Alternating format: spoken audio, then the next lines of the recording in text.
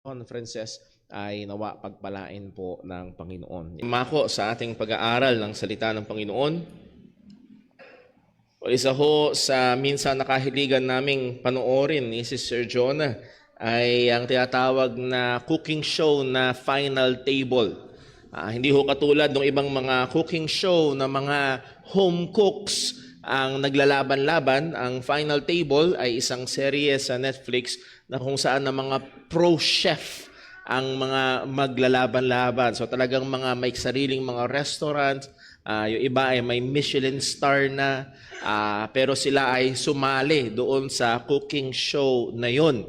Nakakamangha na panoorin at nakaka-encourage magluto kapag nanonood ka ng mga ganon na kung saan ay mga iba't ibang mga ingredients ang kanilang ginagamit upang mapalabas ng mga maaaring tawaging obra maestra na mga pagkain. Well, ang gaya ng sinakadalas na kasabihan, ang sikreto sa isang masarap na lutuin ay hindi lamang mahuhusay ng mga ingredients o sangkap, kung hindi kailangan ito rin ay may mayamang budbod ng pag-ibig. At kapag ang mga bagay, gaya ng pagluluto ay ginagawa ng may pagmamahal, ay ito nga daw ay mas masarap kainin. Well, totoo ho, ang pagmamahal ay napakahalaga. Pero mahirap kung ikaw ay may pagmamahal, pero kung ang ginamit mo namang mga ingredients ay mali-mali, ay ito rin ay makaka-epektado sigurado sa lasa. Well, kagaya ho, nung ating pinag-aralan last Sunday afternoon, nagsimula tayo ng ating pag-aaral dito sa book of 2 John, isa sa pinaka-maiiksi na aklat sa Biblia. Wala itong chapter, at ito ay sinulat ni Juan, particularly ni Apostol Juan, para sa isang maaaring isang babae na merong mataas na estado sa loob ng iglesia, or mataas na, o siya ay maaaring isang influential na babae sa loob ng iglesia. At nakita natin last Sunday from verses 1 to 3 ang prioridad ng katotohanan, and that's we can call the ingredient. Yun yung ingredient ng masarap na lutuin. At kinakailangan ng katotohanan pagdating sa pananampalatayang Kristiyano, nakatindig ang ating pananampalataya sa mga totoong salita, totoong pangako ng Panginoon. The Father is the Father of truth. The Lord Jesus Christ, sabi niya, I am the way, the truth, and the life. The Holy Spirit is called the Spirit of truth. At ang ating hong pananampalataya nga, as we have said, ay base sa katotohanan ng Panginoon. Pero ngayon naman, sa ating hong pag-aaralan, dito sa verses 4 to 6 ng 2 John, ay inilahok ni John ang isa pang ingredient. Hindi lang basta truth ang kailangan, binigay niya ang isang napakahalaga kung paanong sa mga verses 1 to 5 or sa first 3 verses ay palagi ang binabanggit ni John ang truth. Ay dito naman makikita natin ang palagian, hindi man diretsuhang banggit, pero maraming pagsasalita patungkol sa pagmamahal or sa pag-ibig. So this is the message this afternoon. Christianity must be based upon truth and lived out in love. Christianity must be based upon truth and lived out in love. Ang pananampalatayang Kristiyano ay nakabase o dapat nakabase sa katotohanan, pero sa pamumuhay nito, ito'y pinamumuhay ng may pagmamahal. So tayo muna ay manalangin, hingin natin ang tulong at gabay ng Panginoon. Let us pray. Panginoon naming Diyos, aming Ama sa langit, purihin ka sa iyong dakilang biyaya sa amin. Purihin ka sa iyong katotohanan nagpalaya sa amin, at sa iyong katotohanan na patuloy na gumagawa at nagbabanal sa amin. Pero narito rin, Panginoon, naming nais purihin ka sa dakilang pagmamahal mo na sa amin ay nagligtas. Sa iyong pagmamahal, O Diyos, na patuloy na gumagawa sa buhay ng iyong mga anak. At nawa, O Diyos, bilang mga mananampalataya ng katotohanan ng Ebanghelyo, nawa, O Diyos, ay sa aming pamumuhay ay maipakita din namin ang pagmamahal ng Ebanghelyo. At ikaw po nawang patuloy na gumawa sa aming mga buhay. Gamitin mo ang iyong mga salita at ang pag-aaral namin ngayong hapon upang kami ay patuloy na hubugin sa wangis si Kristo at lumakad kami sa pagmamahal ayon sa katotohanan mo. Lahat ng ito, O Diyos, ay aming inihiling sa iyo sa ngalan ng aming Panginoong Hesus Kristo. Amen. Well, last time natin nung tinignan yung background ng maiksing sulat na ito ni Apostol Juan, na kung saan nakita natin ang prioridad or ang primary concern ni Apostol Juan ay may kinalaman sa katotohanan. And that was the message last Sunday afternoon, the primacy of truth.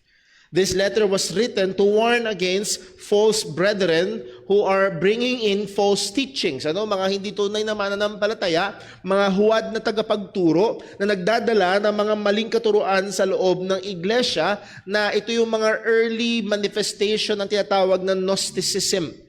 Particularly, isa sa mga dinideny nila ay ang pangagkakatawang tao ng ating Panginoong Hesukristo, dahil para sa kanila, matter is evil and spirit is good. So it is unthinkable for them that the Holy God, who is Spirit, will incarnate na magkakatawang tao that will be matter, na para bang magkakaroon, magbibihis ng kasalanan o magmimix ang kabanalan at kasalanan. So para sa kanila, ito hindi katanggap-tanggap. So they deny the true incarnation or tunay na pagkakatawang tao ng ating Panginoong Hesukristo. Pero itong second John ay isinulat para sa isang partikular na individual. Gaya ng sulat ni Apostol Pablo kay Philemon or kay Timothy or kay Titus, ito ay para sa partikular na individual. Or sulat ni Luke para kay Theophilus, the book of Luke and the book of Acts. Ganun din ang second John ay isang para sa partikular na isang mananampalataya. Hindi lang ito bastang mananampalataya, ito ay isang mananampalatayang babae sa loob ng iglesia. Though we do not have the name, hindi isinabi ni Apostol Juan ang kanyang pangalan, pero makikita ho natin dito, siya'y tinawag na lady ni Apostol Juan, na kung saan, this is the Greek word sa likod dito is yung kuria, the female version ng kurios, which is a lady lord, kung pwede nating i-translate in that way. So maaaring itong babaeng mananampalataya na ito ay of high status or merong mataas na kalagayan at influential sa loob ng church. At ito ay isang tapat na kapatid sa pananampalataya at siya ay lingkod ng Diyos sa loob ng iglesia. At mamaya, isa yun sa parte ng ating hamon na may pagkakataon minsan sa mga churches na tila baga may kaisipan na pagdating sa paglilingkod sa Diyos ay sa mga kalalakihan niyaan at ang mga kababaihan ay doon na lamang sa bahay or sa tahanan. And that is far from the truth. At isa sa magiging encouragement dito ay ito mismong sulat ng 2 John. Sinulat ni Apostol Juan para sa isang babae sa loob ng iglesia. So hindi lamang mga kalalakihan ang dapat bigbigay ng importansya sa teolohiya o sa katotohanan, kundi maging ang mga kababaihan din naman. Merong mga churches na may mga members na kababaihan na nahandoon yung kanilang giftedness sa pag-aaral ng salita ng Diyos. And ang iba ang tawag sa kanila, they are called Bible women.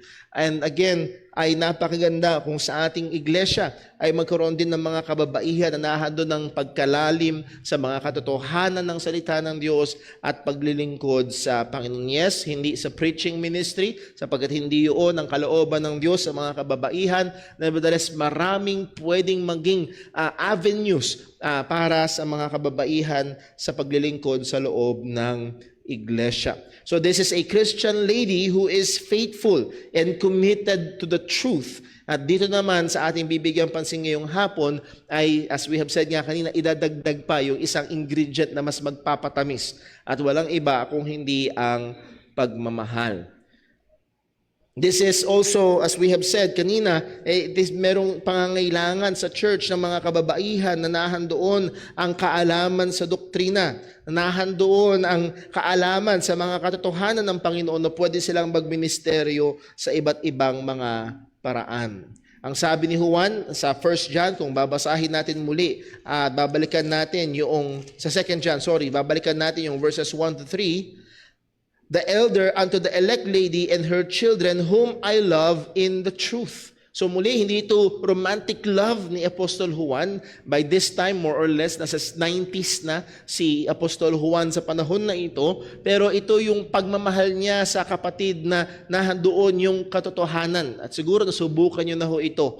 Ako, particularly kapag nagkaroon ng, minsan first time mo palang nakausap, isang kapwa mananampalataya, and mahal niya rin ang katotohanan ng Panginoon. Mahal niya ang theology. Mahal niya, lalo na pag andun pa yung pagiging reformed sa theology, ay ang sarap kasama, ang sarap kausap, at nagiging matamis yung fellowship, lalo na patungkol sa mga katotohanan ng Diyos. So higit sa malamang ay nahandoon yung level ng sinasabi ni Juan, whom I love in the truth. Hindi lamang yun, but also they that have known the truth. Hindi lang si Apostol Juan, kundi maging iba pang mga mananampalataya na nagmamahal sa katotohanan. Ang sabi ni Juan ay minamahal ang babaeng ito. As we have said, higit sa malamang, siya ay isang maimpluwensyang babae, maaaring may malaking tahanan, and isa sa mga main ministries noon, or maaaring ministry, is the ministry of hospitality, na kung saan, kung may mga mangangaral galing sa ibang lugar o mga kapatiran galing sa ibang lugar,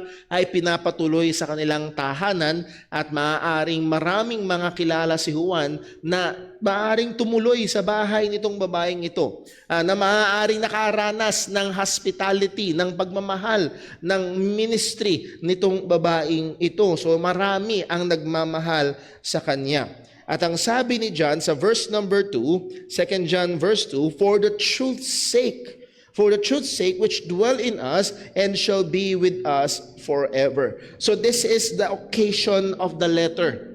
Yung sulat ni Juan ay para o alang-alang sa katotohanan. Muli, dahil merong mga nangangaral ng maling doktrina sa loob ng iglesia. And actually, bibigyan niya ng instruction itong babaeng ito. And hopefully, itong babaeng ito, yung instruction sa babaeng Kristiyanong ito ay manalaytay patungo doon sa mga taong naiimpluwensyahan niya.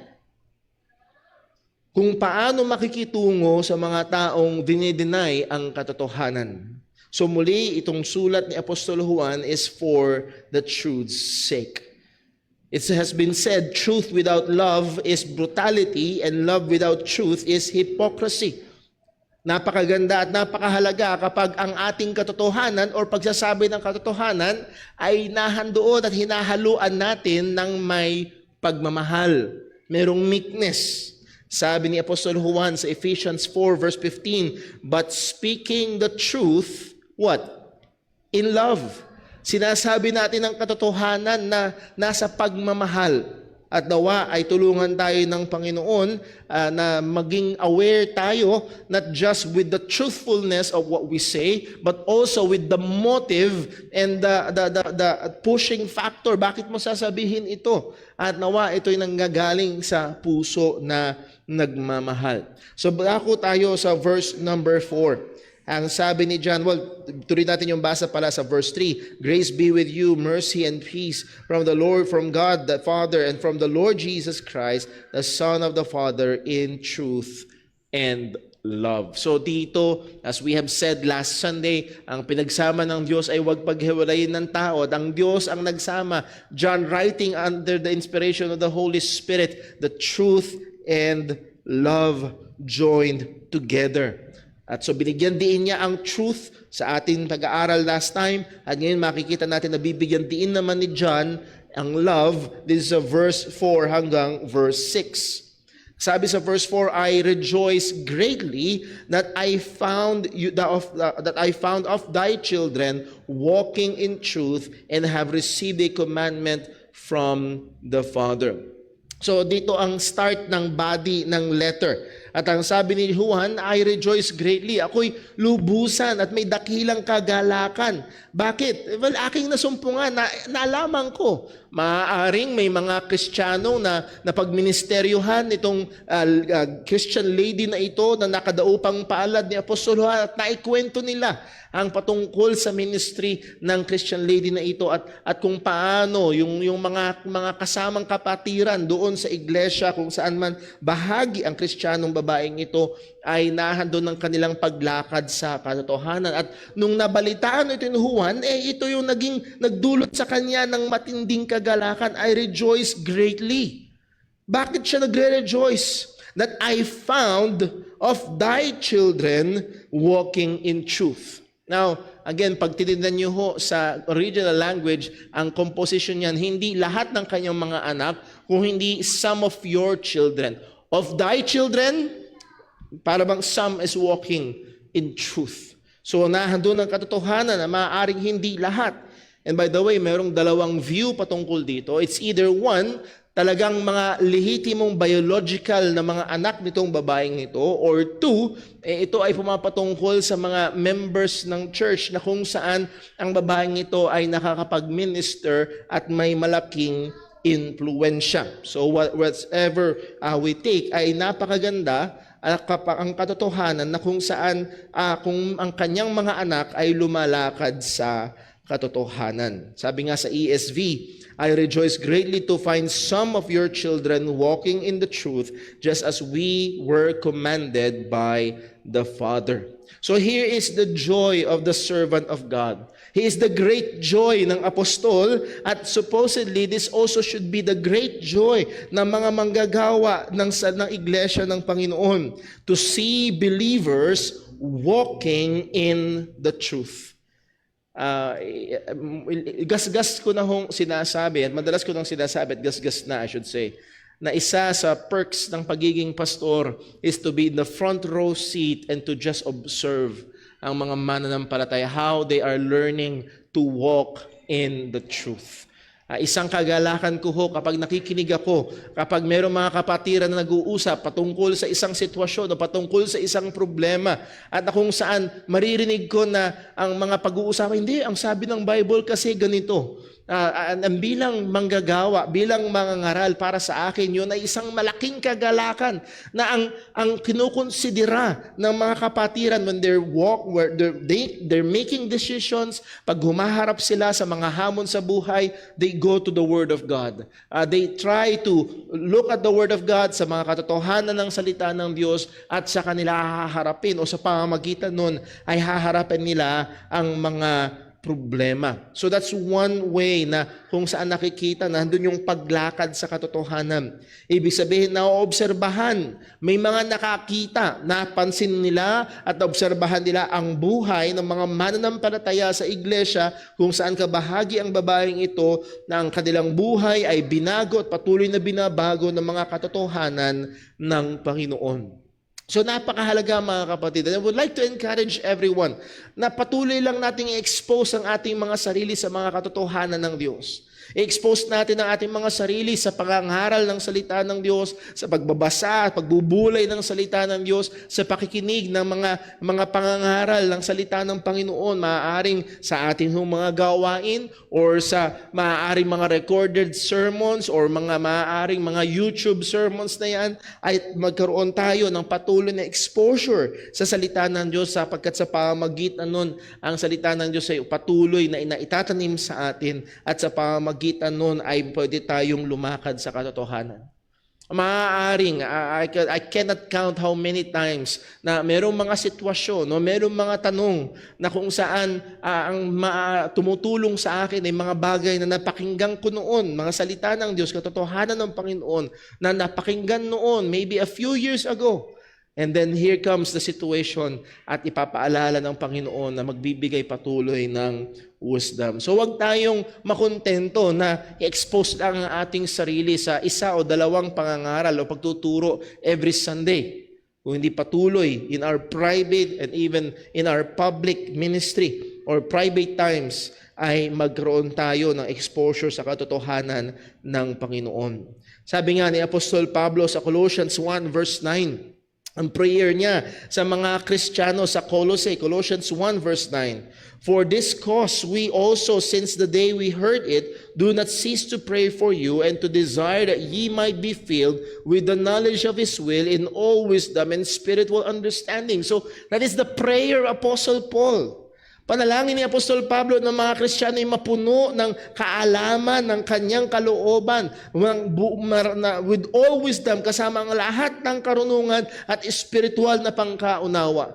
Gusto lang ba ni Apostol Pablo na maging mga theological eggheads yung mga Kristiyano sa loob ng church sa Colossae, punong-puno ng theology ang isip?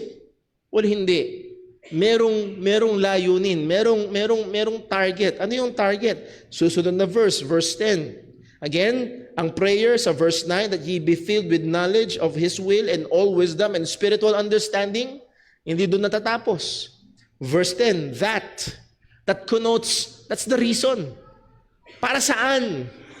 Para saan yung pagkaalam ng katotohanan? Para saan yung pagkaunawa sa malalalim na katotohanan at mga doktrina ng salita ng Diyos? Well, that ye might walk worthy of the Lord unto all pleasing, being fruitful in every good work and increasing in the knowledge of God. So upang ito'y magkaroon ng epekto sa paglakad, upang lumakad, mamuhay ng isang buhay na karapat-dapat sa Diyos, isang buhay na nakakalugod sa Panginoon, isang buhay na mabunga sa gawang mabuti. Yun yung lundo. Hindi sapat at purihin ng Diyos kung meron tayong mas malalim na pagkaunawa ng salita ng Diyos kumpara sa iba. Maaaring mas madalas kang magbasa ng theological books kumpara sa iba. Purihin ng Panginoon. Hindi masama yun. Pero huwag tayong tumigil sa pagkaunawa lang. Dapat ito ay magkaroon ng epekto sa ating mga pamumuhay as John appreciated yung mga anak, or either ito may mga members ng church o mga biological children nitong Kristiyanong babaeng ito, that thy children is walking in truth.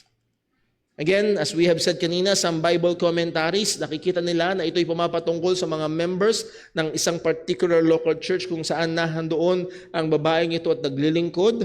Yun namang iba nga, ang tingin nila ito ay mga biological na anak nitong babaeng ito. But kung ito ay mga church members, ang babaeng ito ay nasinulatan ni Juan ay ginamit ng Panginoon para maligtas at makakilala sa Diyos ang mga taong ito. That's why also John called them thy children, mga anak niya sa pananampalataya. Or kung ito man ay personal na anak, talagang biological na anak nitong babaeng ito, siya ay isang naging matapat at isang matapat na Kristiyanong ina na kung saan kanyang hindi tinigilan na ibahagi ang katotohanan sa kanyang mga anak. Well, isang magandang halimbawa na meron ho tayo sa salita ng Diyos ay yung ministeryo ni Lois at ni Eunice sa kanilang apo at anak na si Timothy. If you remember, ang sabi ni Apostol Pablo, 2 Timothy chapter 1 verse 3. 2 Timothy chapter 1 verse 3, I thank God whom I serve from my forefathers in pure conscience, that without ceasing I have remembrance of thee in my prayers night and day, greatly desiring to see thee, being mindful of thy tears, that I may be filled with joy. Ang sabi ni Pablo, nahadon yung pananalangin ko sa iyo palagi. Nandun yung pananabik ko na makita ka sapagat naaalala ko na may luha yung mindful of thy tears. Naalala ko yung mga luha mo. So ganun kaseryoso si Timothy sa paglilingkod. Verse 5, saan ang galing yun? Saan ang galing yung lalim? Saan ang galing yung kaseryosohan? Saan ang galing yung passionate love and desire ni Timothy sa ministry, sa paglilingkod sa mga kapatiran, paglilingkod sa Panginoon? Verse 5, when I call to remembrance the unfeigned faith that is in thee. Yung walang dayang pananampalataya na nasa iyo, Timothy. Nung pag inaalala ko ito, anong kagalakan ang binibigay sa akin? At ang sabi ni Pablo, which dwell first in thy grandmother Lois and thy mother Eunice. So para ho sa mga kababaihan sa ating iglesia, kung ikaw man ay lola o ikaw man ay nanay, or kung ikaw ay young people, one of these days you will be a mom. Nawa paghandaan nyo at pangarapin nyo na isang araw ay kayo ang magiging pangunahing tagapag-disciple ng inyong anak. At loobin nawa ng Diyos sa kahabagan niya ay gamitin niya ang gamitin ng Panginoon, pagpalain ng Diyos ang inyong effort upang ang batang iyon ay tunay na manampalataya sa Ebanghelyo. At who knows na maaaring gamitin ng Diyos sa dakilang kaparaanan. So again, nahandito yung paalala ni Apostol Juan dito yung sinasabi ni Apostol Juan dito sa Kristiyanong babaeng ito na yung kanyang mga anak ay lumalakad sa katotohanan at ito ay nagbibigay sa kanya ng dakilang kagalakan. They are walking in truth. Muli, itong katotohanan na kanilang daladala ay hindi lamang theoretical, kung hindi na-apply practically, ibinubuhay. Kaya ganoon na lamang yung lagi nating paalala tuwing pagkatapos ng mga gawain na patuloy nating pagbulayan ng mga salita ng Diyos na atin na pag-aralan. Huwag nating hayaan na uuwi tayo na wala na, nakalimutan na, naiwan na yung mga pinag-aralan natin sa church. But meditation on the Word of God ay makakatulong sa atin para may apply ito. Ang mga bata na ito, mga members man ng church o biological na mga anak nitong Kristiyanong babaeng ito ay lumalakad sa katotohanan, meaning they are not compromising sa katotohanan. They're not joining the worldly system, but they are walking in the truth of God. Ang buhay nila, ang lakad nila ay nakabase sa katotohanan ng Panginoon at hindi sa kultura at tradisyon. Ang mga katotohanan ng Diyos, ang katotohanan ng Ebanghelyo ay talagang nanunuot, nagpe-permeate sa kanilang mga buhay at ito'y umiepekto sa kanilang mga pang-araw-araw na mga gawain at desisyon. As I've said, bilang isang pastor, isa ito sa aking binibigyang pansin. Isa ito sa inoobserbahan ko. Isa ito sa hinahanap ko sa mga mananampalatayang nagpapakilalang Kristiyano. That when they face problems, when they in their daily lives, meron bang flavor ng gospel, meron bang flavor ng katotohanan ng Panginoon sa kanilang mga pamumuhay. Isang magandang halimbawa ay yung mga Kristiyano sa Thessalonica na kung saan ang sabi ni Apostol Pablo sa 1 Thessalonians chapter 1 verse 2, 1 Thessalonians chapter 1 verse 2, we give thanks to God always for you all, making mention of you in our prayers, remembering without ceasing what? Your work of faith and labor of love and patience of hope in our Lord Jesus Christ in the sight of God and our Father, knowing, brethren, beloved, your election of God. Ano daw? Sabi ni Pablo, nalalaman ko ang pagkahirang sa inyo ng Panginoon. At saan nakabase yon? Sabi ni Pablo, aking naaalala, nakita ko at aking inaalala yung inyong work of faith, labor of love, patience of hope in Christ. So nahandoon yung kanilang theology ay merong practical na aplikasyon sa kanilang mga buhay. Anong sabi ni Pablo? I know that you are among God's elect. You are a Christian. Dahil nahandoon ang ebidensya sa buhay ng mga mananampalataya na ito. So again, magandang paalala sa atin. Magandang tanong sa atin, is our life characterized by this? Walking in the truth. Isang magandang pwedeng pagbulayan ho yan, pag-uwi natin. If we will step back at titignan ko yung buhay ko, am I walking in the truth? Or I'm just walking according sa culture? I am just walking according sa nakasanayan? Or I'm just walking according to what is pragmatic, what works, or I'm walking in the truth. At ang sabi ni Apostle Juan, going back sa 1 or 2 John, verse number 4, I rejoice greatly that I found of thy children walking in truth, as we have received a commandment from the Father. Gaya ng ating natanggap na kautusan mula sa Ama. Ito yung ibig sabihin na dito si Apostol Juan na kumbaga siya yung matanda na sa pananampalataya. At nandito yung lady na mananampalataya na may edad na rin sa pananampalataya. And then here comes yung mga children. At ang sabi ni Apostol Juan, as we have received a commandment from the Father. kung paano tayo ay tumanggap ng utos mula sa Ama, at yun yung sinasabi ni Juan, ganoon din sila, lumalakad. They are walking after a good example. They're living a life consistent with God's revealed truth. So napakaganda kung ang ating buhay ay nakikita ito, na nire-reflect nito yung mga katotohanan na ating sinasampalatayanan. As John said sa 1 John 2 verse 6, He that saith he abideth in Him, yung nakay Kristo talaga, ang sabi ni Juan, ought himself also to walk even as He walked. Kung paanong lumakad si Jesus, ay dapat gayon din naman tayo lumakad. So again, narito, sana nakita ho natin, truth and walking. Truth and walking. Katotohanan at paglakad. Katotohanan at buhay.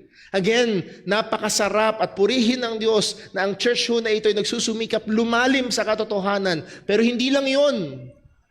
Dapat kaakibat nito yung ating paglakad. Dapat merong epekto ito sa ating pamumuhay. Sa ating pakikitungo sa ating kapwa. Now, tanong tayo sa verse number 5. 2 John verse 5. And now I beseech thee, lady, again, Korea. Now I beseech thee, lady, not as though I wrote a new commandment unto thee, but that which we had from the beginning, that we love one another. Sa mga binata na manliligaw, wag niyong i-quote yung verse na ito. I beseech you, lady, that we love one another. Naalala ko lang, long ago, sa mga young people days, na merong makulit na gumamit ng verse na yan. Well, ang sabi ni Apostol Juan, and now I beseech thee, lady. Nakikiusap ako sa iyo. So makita ho natin dito, kagaya ito nung sinabi ni Apostol Pablo sa Romans chapter 12, I beseech you therefore, brethren, ako'y nakikiusap sa inyo. At sa kabila ng napakatinding katotohanan, narito si Apostol Pablo, and here is Apostle John beseeching. Sila'y nakikiusap. Isa makikita ho natin dito ay yung gentleness ng mga lingkod ng Panginoon na naahayag sa pamamagitan ng mga salita na ito. Hindi nila ginagamit yung kanilang mga titulo para magkaroon ng instant access sa VIP treatment or para pilipitin ang kamay ng ibang mga mananampalataya. I remember, hindi ko maalala kung saan eksaktong sulat, kung sa Romans or sa Corinthians, na kung saan ang sabi ni Apostol Pablo, sinabihan ko si Apollos na pumunta dyan. Pero ang sabi ni Apollos, hindi pa. Sa mas convenient time niya. So again, hindi ginamit ni Apostol Pablo, Uy, apostol ako, sumunod ka Apollos, punta ka dun. Hindi niya ginamit yung kanyang otoridad bilang apostol para pilipitin ang kamay ng mga mananampalataya. At gayon din sa panahon natin, isa sa mga kinakailangan na matutunan at maingatan ng mapalago ng mga lingkod sa iglesia, ng mga pastor sa iglesia ay yung gentleness. Hindi parang mga bossing sa loob ng church. As Peter said sa 1 Peter chapter 5 verse 1, sa mga elders ng iglesia, the elder which are among you, I exhort, the elders, which are among you, I exhort, whom am also an elder. So ako'y, yung mga pastor dyan sa inyo, ay aking sinasabihan, maging ako din na isang pastor. And a witness of the suffering of Christ, and also a partaker of the glory that shall be revealed. Feed the flock of God which is among you, taking the oversight thereof, not by constraint, but willingly, not for filthy lucre. Alam niyo, filthy lucre, dirty money. Maduming pera. But of a ready mind, may kahandaan ng isip. At ang sabi niya sa verse 3, neither being lords over God's heritage, over God's people, but being ensamples to the flock. I can still remember ang isang Facebook video na kung saan isang pastor na nakaupo sa upuan sa pulpito na talagang sinisigawan yung mga miyembro patungkol sa pagbibigay nila ng pera. Nakulang na lang, sabi, kung hindi ka magbibigay, umalis ka dito. Again, not being lords over God's heritage. I beseech you, I beseech thee, lady. At ang sabi ni Juan, not as though I wrote a new commandment unto thee, but that which we had from the beginning. Hindi yung aking pinapakiusap sa iyo na mahal na kapatid ay hindi bagong kautusan, na para bang may bago akong sasabihin, na para bang may bagong utos, na para bang may bago tayong dapat gawin. No, hindi na ito bagong tugtugin, ito'y lumang tugtugin na. Hindi na ito bagong utos, ito yung utos na natanggap natin noon pa man, pasimula. Well, ano tong utos na ito? That ye love, or that we love one another. Na mahalin natin ang isa't isa. Ito na yung utos na tinanggap pa nila noon pa mula sa ating Panginoong Hesukristo. Ang sabi ni John sa 1 John 3:11. 1 John 3:11. For this is the message that we have heard from the beginning, that we should love one another. Yung beginning na kung saan nakasama nila ang ating Panginoong Jesus, ito yung utos sa kanila. John chapter 13 verse 34. John 13:34, a new commandment I give unto you, that ye love one another as I have loved you, that ye also love one another. By this shall all men know that ye are my disciples, if ye have love one to another. So ito yung utos, pagmamahal sa isa't isa. Si John ay nag-a-appeal dito sa Kristiyanong babae na ito on the basis ng katotohanan ng utos ng Panginoon to love one another. No, maaaring ito ay dahil sa mga susunod na, Lord willing, sa pag-aaral natin next Sunday, makikita natin na dahil sa katotohanan at dahil din sa pagmamahal, ay merong utos na ibibigay si Apostol Juan na tila baga unloving.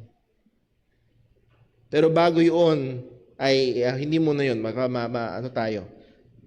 She is a well-known Christian lady sa church, itong babaeng ito, and must be someone who took the ministry of hospitality very seriously. As we have said kanina, madalas sa salita ng Diyos na inuutusan ng mga Kristiyano na maging given sa hospitality. Romans 12:13, ang sabi ni Pablo, distributing to the necessity of the saints, given to hospitality. 1 Peter 4:9, ang sabi ni Apostol Pedro, use hospitality one to another without grudging.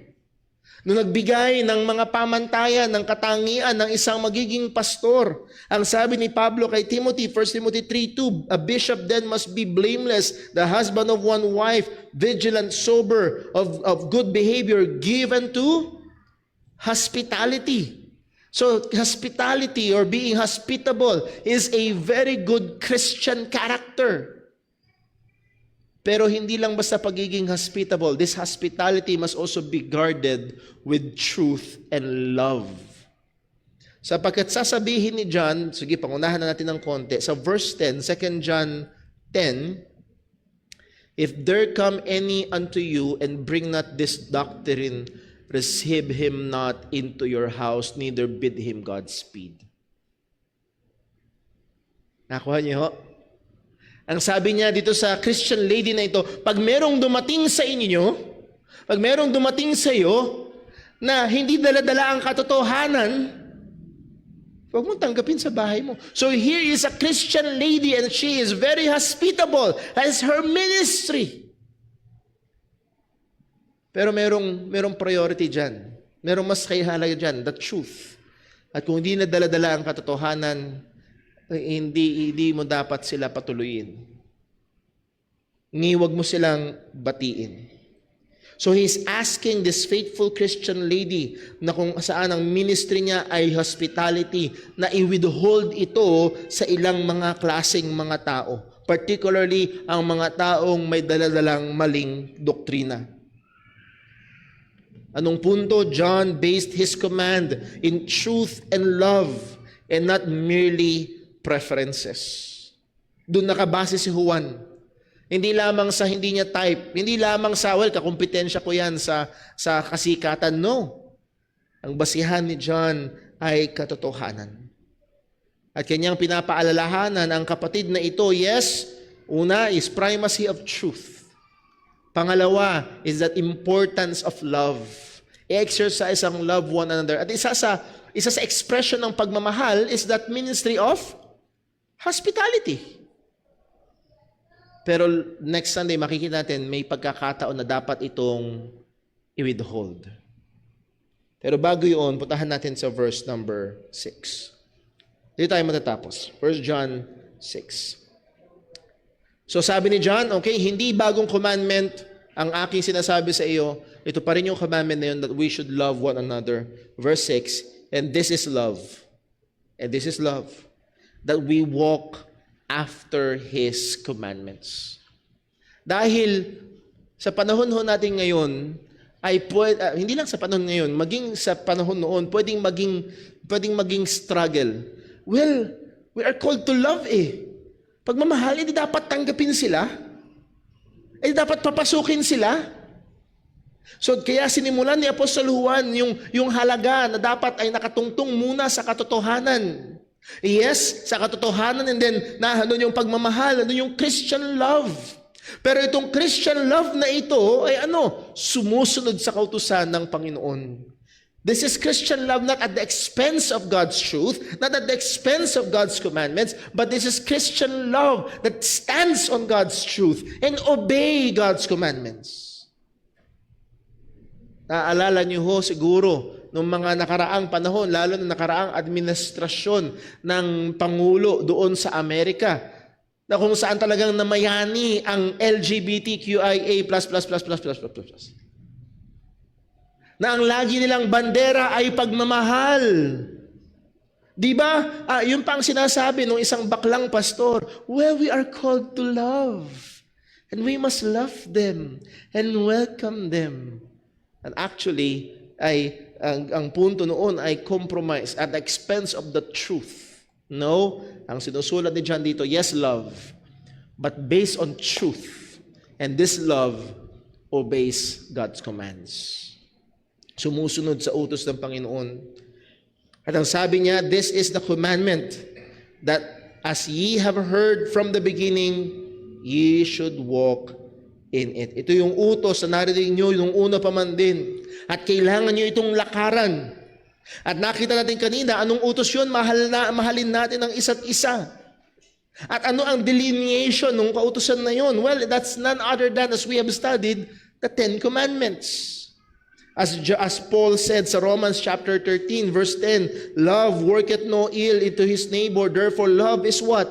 The fulfilling of the law. Ang sabi din ni Apostol Pablo sa Galatians 5 verse 13, for brethren, ye have been called unto liberty, only use not liberty as an occasion of the flesh, but by love serve one another. Verse 14, Galatians 5:14, for all the law is fulfilled in one word, even this, thou shalt love thy neighbor as thyself. So again, sana makita niyo yung sinusubukan gawin dito ni Apostol Juan. Ang Kristiyanong pagmamahal ay hindi at the expense of truth. No, ang Kristiyanong pagmamahal ay nakatungtong sa truth. Ang Kristiyanong pagmamahal ay hindi at the expense of God's commands. No, ang Kristiyanong pagmamahal ay sumusunod sa utos ng Diyos. At isa sa mga utos ng Diyos, just to relate dun sa binanggit ko kanina with regards to LGBT, isa sa mga utos ng Panginoon is, thou shalt not commit adultery, and that is sexual purity. So hindi natin pwedeng iwagayway ang Christian love at the expense of God's command that thou shalt not commit adultery. So makita ho natin, yes, the priority of truth. And we have also the importance of love. And that Christian love ay nakatungtong sa katotohanan at sumusunod sa kautusan. Ang utos na mahalin natin ang isa't isa ay utos na sundin natin ang mga kautusan ng Panginoon in relation particularly sa ating mga relasyon sa kapwa-tao. John is assuring this benevolent sister in Christ na ang kanyang motibo lalo na sa utos na lalabas, as we have read kanina sa verse 10, ay galing sa purong pagmamahal ng isang kapatid sa Panginoon at nakabase sa katotohanan ng salita ng Diyos. Walang masamang motibo, walang hidden agenda si John sa sasabihin niya. Hindi niya lang ito, as we have said kanina, hindi lang ito basta kakumpetensya lamang, kaya huwag mong gawin yun. Parang bata, hindi niya ako pinahiram hindi natin sila bati. No, hindi yun. Hindi ma-personal. Kung hindi, again, yung sasabihin ni John na mga utos dito sa babaeng Kristiyano na ito ay nakabase sa katotohanan at pagsunod sa kautusan ng Panginoon. Muli, anong mensahe natin? Christianity must be based upon truth and lived out in love. We must deal with the brethren in love, not in pride or not in contempt, but in love. At ang tunay na pagmamahal na Kristiyano ay nakabase sa katotohanan at lumalakad ayon sa mga kautusan ng Panginoon. So sana ho, makita natin at na-expose yung maling paggamit ng iba tungkol sa, yes, God is love. Yes, we are commanded to love. But itong Kristiyanong pagmamahal na ito ay nakatungtong sa katotohanan at sumusunod sa mga kautusan.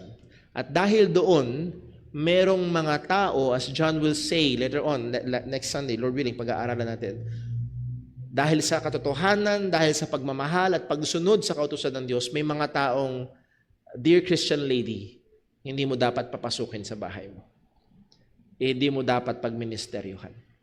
Because they are against the truth. Nawa, tulungan tayo ng Diyos na may apply ito sa ating mga pamumuhay. Una, yung bang ating mga lakad ay ayon sa katotohanan ng Diyos. Pangalawa, yung bang ating mga gawa at pagsunod ay base sa pagmamahal sa mga kapatiran. At nawa, masumpungan tayo na lumalakad sang-ayon na may pagmamahal sang-ayon sa mga katotohanan at kautusan ng Panginoon. Let's pray. Panginoon naming Diyos, aming Ama sa langit, salamat po sa iyong paalala. O tunay, O Diyos, ang sanlibutan ito ay tuso. At kahit, Panginoon, gagamitin nila ang iyong salita.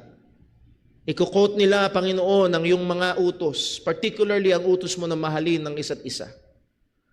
At ito gagamitin nila, Panginoon, para magbigay daan upang maisabuhay nila ang kasalanan. O Diyos, tulungan mo nawa kami bilang iyong mga mananampalataya na magkaroon ng matinding pahalaga sa katotohanan. At hindi lamang sa katotohanan, O Diyos, kundi magkaroon ng malalim na pagnanasa na ma-exercise ang pagmamahal sa kapatiran. Pagmamahal, hindi lamang sa kapatiran, kundi sa bawat isa. At nawa, O Diyos, ito'y hindi namin hayaan na mag-resolve or mauwi, Panginoon, sa pagkompromiso ng iyong mga katotohanan at kautusan. Help us, Lord, to walk in love according sa iyong truth. Help us, Lord, Panginoon, sa mundong ito na talagang napakadaya at napakatuso. Patuloy kaming tumindig at lumakad sang-ayon sa liwanag ng katotohanan mo. Ama, gamitin mong patuloy ang iyong katotohanan sa buhay ng iyong mga anak. Ingatan, tulungan mo po kami at patuloy na hubugin sa wangis ni Kristo. Dalangin namin sa pangalan ng aming Panginoong Jesus. Amen.